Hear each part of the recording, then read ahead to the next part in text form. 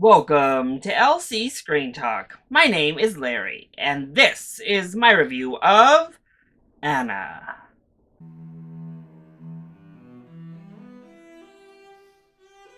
Luc Besson returns with his latest female-led action film, this time following the story of Anna, a Russian girl down on her luck who is recruited by the KGB to become a secret agent for Mother Russia. But between her own conflicting feelings about feeling trapped and the US's involvement in a new case, things get twisty. Luc Besson has been on a little bit of a slump. Let's just say that. And honestly, a good portion of Besson's filmography reflects that this might just be his norm, and the few moments of brilliance were the outliers, unfortunately. Now, Anna showed lots of promise. I always am down for a female-led action film, and this seemed like it could be a nice mixture between Red Sparrow and Atomic Blonde. Marry those two together, take the best aspects of both, and give us a really awesome movie. Unfortunately, this is nowhere near as good as Atomic Blonde, and might even fall short of Red Sparrow. And just to put that into context, I did not like Red Sparrow. But let's go ahead and start off with the positives.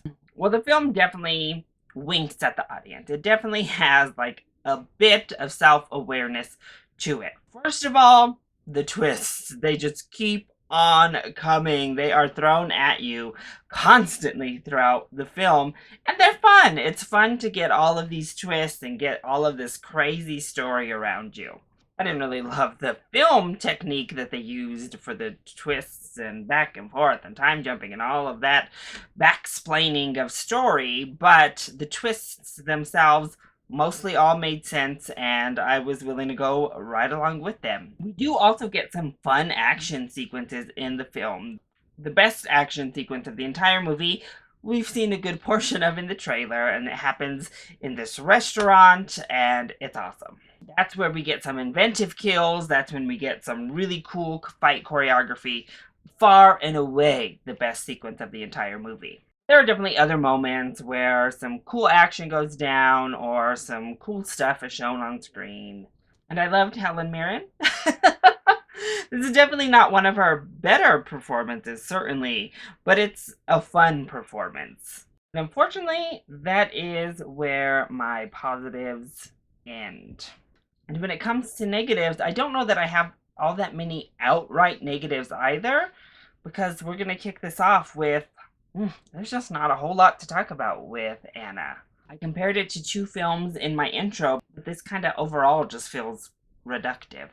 We've seen this movie before. We've seen these plot points before. We've seen these story beats before, and it doesn't really do anything to elevate any of that. So we're left with a subpar version of a film we've seen over and over.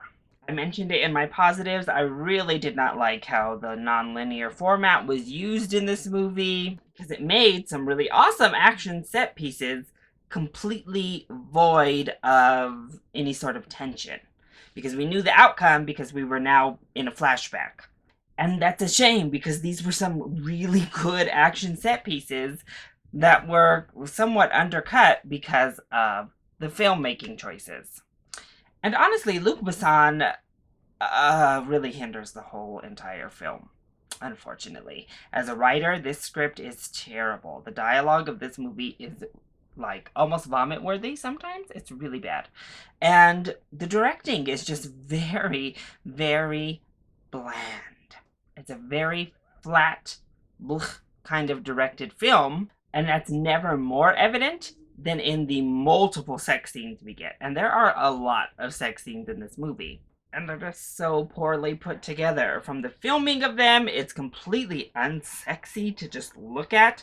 To the music used, you think you're watching some sort of Cinemax After Dark mess.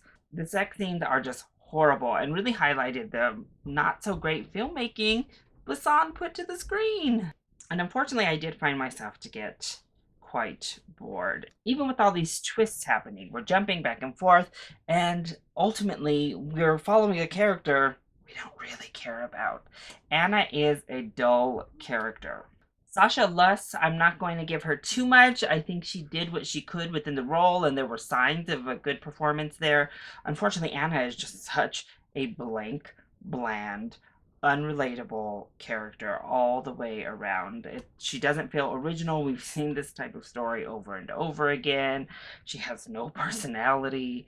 You don't really have good reason to root for her most of the time. She just is there to follow, and it gets real boring.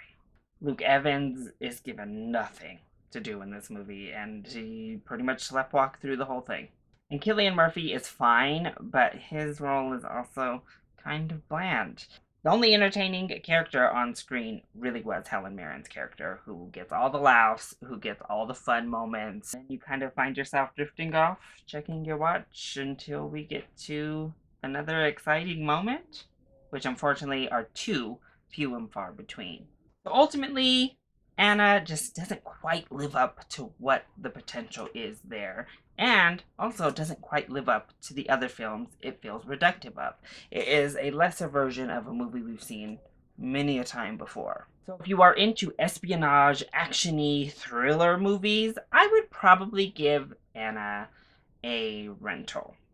There is enough to like in here. I think you'll have a good time, but it's not like quite good enough.